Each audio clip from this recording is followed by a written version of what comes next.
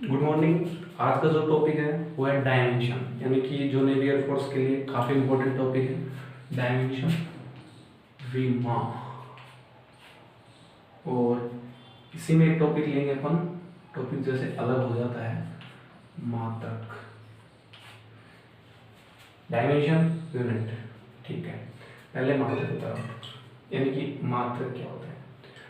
मात्रक वह होता है जिसकी सहायता से भौतिक राशियों को प्रदर्शित किया जाता है, यानी कि न्यूटन, सेकेंड, मीटर, सब क्या है मात्रक। डायमेंशन होती है जिनको एम एल टी ए की घातों के रूप में रिप्रेजेंट किया जाता है। अब मैं आपको बता रहा हूँ कि सबसे आसान तरीका क्या होता है जिससे आप विमा निकाल सकते हैं। तो सबसे आसान तरीका यही होता है कि अपने को सबसे पहले 2-4 बेसिक विमा पता होनी चाहिए। सबसे पहले दूरी, डिस्टेंस की जब बात करें दूरी, तो उसकी विमा होती है L1। अगर समय की बात करें तो उसकी विमा होती है T1। इसी प्रकार अगर द्रव्यमान की बात करें तो उसकी विमा होती है M1। बस ये चीजें अपन याद रखते हैं तो उन सभी भौतिक राशियों की विमा निकाल सकते हैं। सबसे पहले अपन निकालते हैं वेग, वेलोसिटी। इसका फॉर्मूला होता है डिस्टेंस अपॉन टाइम, दूरी अपॉन समय। दूरी की विमा L1, समय की विमा T1। We will rearrange it, then L1 dimension। Okay, जो ये डायमेंशन है ये वेग की डायमेंशन, ऐसे त्वरण की डायमेंशन यानी कि असोलरेशन की डायमेंशन जो होगी वो होगी वेग अपॉन समय। इसका फॉर्मूला होगा वेग की डायमेंशन अपने को पता है L1 T minus 1, then put L1 T minus 1। समय की dimension T1, then rearrange it, then L1 T minus 2। ये हुई असोलरेशन की डायमेंशन। अब अपन निकाल सकते हैं फोर्स, बल की डायमेंशन। तो फॉर्मूला क्या होता है बल का, द्रव्यमान, इंग्लिश में बोलते हैं इसको मास इनटू त्वरण, असोलरेशन। ओके, द्रव्यमान, द्रव्यमान की विमा होती है M1, थोड़ा सा सही लिख दो उसको, M1। त्वरण की विमा होती है L1 T minus 2, then put L1 T minus 2। जो टोटल डायमेंशन है वो हो गई M1 L1 T minus 2। तो ये हो गया अपने पास बल की विमा। अब जो विमा आती है बल की हो गई, अब होता है ऐसे कार्य, कार्य की विमा FDX, यानी कि एक तो फॉर्मूला ही होता है क्या कहता है FDX। FDX कैसे होता है, इसमें जो DX होता है ना, समझो उसको बल, जैसे ये कोई ब्लॉक रखा हुआ है, ब्लॉक का हिंदी में, ठीक है, इसका द्रव्यमान M है, इसको F फोर्स से खींचा जाता है, F फोर्स से खींचा जाता है, तो DX विस्थापित हो जाता है, DX। तो ये जो दूरी है DX जो इसके विस्थापित हुई है वह दूरी FDX जो किया गया कार्य कहलाता है। तो इसकी जो विमा होगी, F की विमा आपको पता है M1 L1 T minus 2 और DX की विमा L1। तो फिर अरेंज करेंगे तो आ जाएगी M1 L2 T minus 2।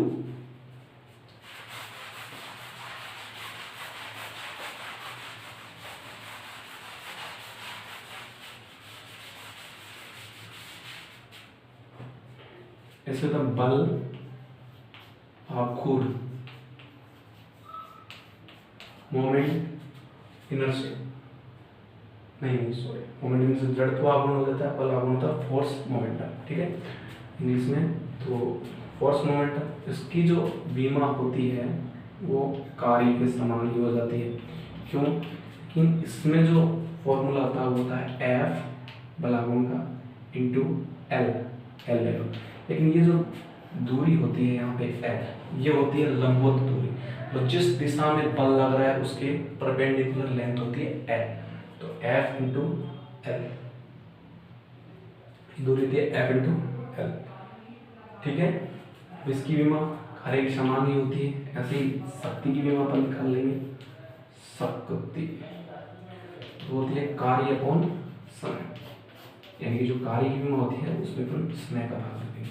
एक प्रश्न आता है कि प्रतिरोध की विमा, जो निकालनी काफी डिफिकल्ट हो जाती है। तो आप वही देखिए प्रतिरोध की विमा मैं बताता हूँ आपको। प्रतिरोध, रेजिस्टेंस, प्रतिरोध, प्रतिरोध की जो विमा होती है वो अपन निकालते हैं V बराबर बन जाते हैं IR। इसके लिए अपने पास V की विमा चाहिए अपने को। अगर अपन के पास V की विमा है तो I तो अपन जानते हैं एम्पियर, R की विमा इजीली निकाल सकते हैं, लेकिन V की विमा अपने पास नहीं, इसलिए वोल्टेज की विमा पहले निकालते हैं। तो अपन जानते हैं कि जो किया गया कार्य होता है वो QV होता है। याद करो, जब कोई चार्ज होता है और उसके द्वारा किसी अन्य चार्ज, दो चार्ज होते हैं वो मिलकर कार्य करते हैं, वो कितना होता है QV होता है। एक चार्ज के द्वारा किया गया कार्य तो शून्य होता है। ठीक है, QV। तो ये कार्य की विमा अपने को पता है, वोल्टेज की अपने निकाल सकते हैं। तो आवेश की विमा अपने पास है नहीं, आवेश की विमा अपने पास नहीं है। आवेश की विमा अपन जानते हैं कि I बराबर Q अपॉन T होता है, जहाँ पर Q आवेश, T समय होते हैं, यानी कि इसकी विमा हो गई Q बराबर हो गया IT और I A1 और ये हो जाएगा T1। ये विमा हो गई आवेश की। आवेश की विमा अपने पास है, इससे अपन इजीली W वोल्टेज की विमा निकाल सकते हैं। कार्य की विमा अपन जानते हैं M1 L2 T-2। Then put Q की विमा अपने को पता है A1 T1, निकालिए, वोल्टेज के आराम से निकाल सकते हैं। तो वोल्टेज की विमा क्या हो जाएगी, V की विमा क्या हो जाएगी M1 L2 T-3 A-1। ये विमा हो गई वोल्टेज की। अगर वोल्टेज की ये विमा हो गई, देन प्रतिरोध की विमा कर जाएगी। प्रतिरोध की विमा निकालने के लिए सीधी बात है कि R की जो विमा निकलेगी वो निकलेगी V अपॉन I, यानी कि V अपॉन I से R की विमा निकल जाएगी। I की विमा अपने को पता है क्या होती है A1, यानी कि अगर वोल्टेज की विमा में अपन A1 जो करंट की विमा है उसका भाग दे देते हैं तो अपने पास प्रतिरोध की विमा निकल आती है। तो ये होती है M1 L2 T-3, ये A-1 लिख लिया। अब A1 जो इसकी विमा उसको अपन नीचे लिखेंगे A1, देन सॉलिड, तो R आ गया M1 L2 T-3 A-2 A-3। Okay, ये हमारी प्रतिरोध की विमा। इसी प्रकार से अपन जितनी भी फिजिक्स की क्वांटिटीज हैं, राशियां हैं, भौतिक राशियां हैं, सबका मान निकाल सकते हैं। विमा सबकी डायमेंशन निकाल सकते हैं।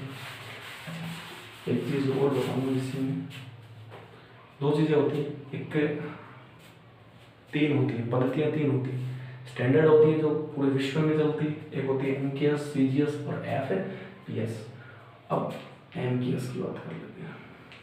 MKS, एक होती है CGS, होता है FPS। ठीक है, M मीटर लिख लो, metre. Okay, KG kilo second, CGS centimetre, gram second, foot pound second. ठीक है, यानी कि metre kilo second, centimetre gram second, foot pound second. ठीक है, सबकी यही होती है। अब प्रश्न ये आता है कि एमकेएस पद्धति में जो बल का मात्रक है वो न्यूटन होता है, तो सीजीएस पद्धति में जो बल का मात्रक होता है वो डाइन होता है। तो 1 न्यूटन में कितने डाइन होते हैं? तो इस प्रश्न को अपन कैसे सोल्व करेंगे बताता हूँ आपको। मैंने पहले वाले लेक्चर में इसको ऑप्शन टाइप प्रश्नों में डाला था और काफ़ी बच्चों को समझ में नहीं आया होगा। अभी समझ आता हूँ इसको। देखो, न्यूटन बल का मात्रक, बल की यूनिट है न्यूटन, ठीक है। और सीजीएस में क्या लिखा इसने? डाइन ही तो लिखा, डाइन। सीजीएस में डाइन, न्यूटन और डाइन।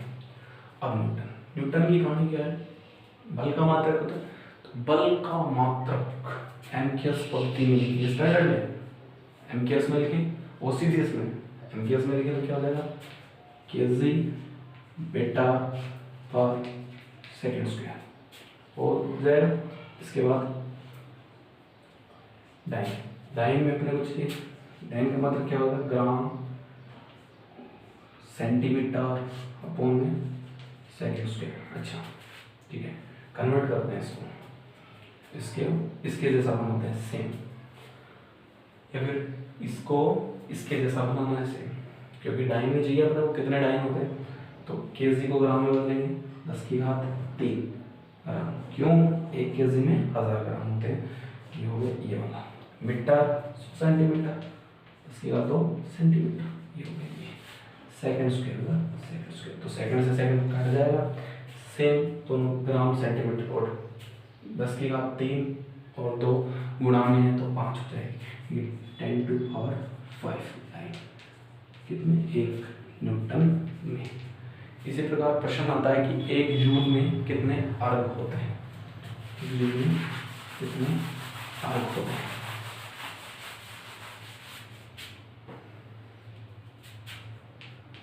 एक जूल बराबर अर्घ। वही है, ये एमकेएस का है, ये सीजीएस का है, वही बात है। जूल कार्य होता है, क्या क्या कार्य जूल में मापा जाता है।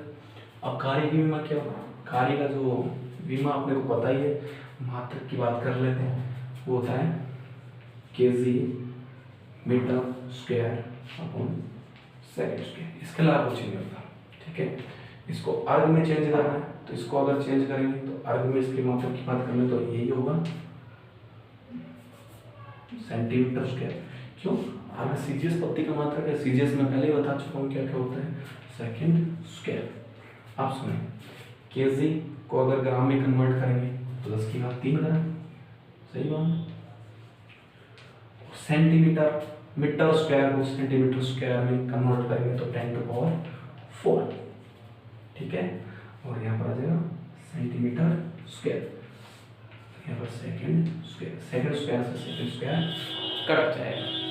देन 10⁻³ इंटू 10⁴, टोटल मिला के हो जाएगा 10⁻⁷, यानी कि 1 जूल में 10⁷ अर्घ होते हैं, ठीक है।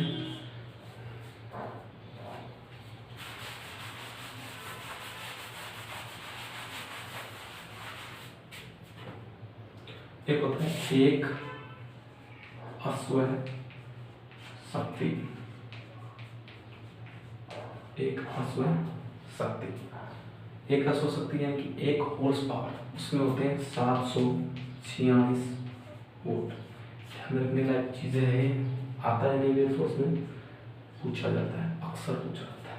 अश्व शक्ति हॉर्स पावर। और इसी प्रकार से शक्ति की अगर डायमेंशन निकालनी वो अपने को तो तक कार्य में किसी भी निकाल सकते हैं। एक डायमेंशन वो निकलवाऊंगा आपको जड़त्व आघूर्ण की, ठीक है। उसके बाद क्लास 4 में जाएंगे।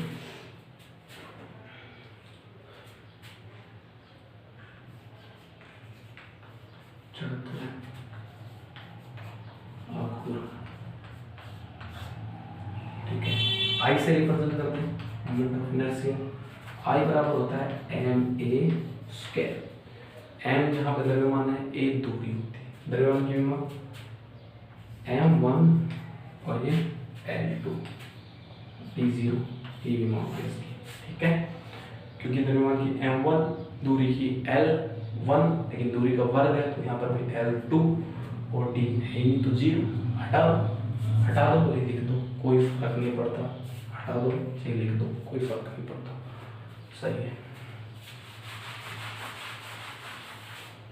ये होता है संवेग।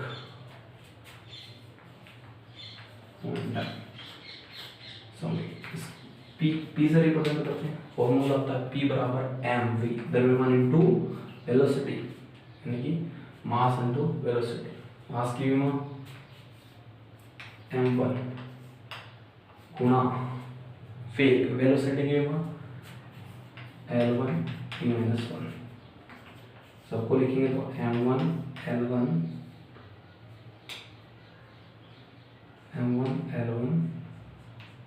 और यहाँ पर t माइनस 1, ये होगी इसकी विमा।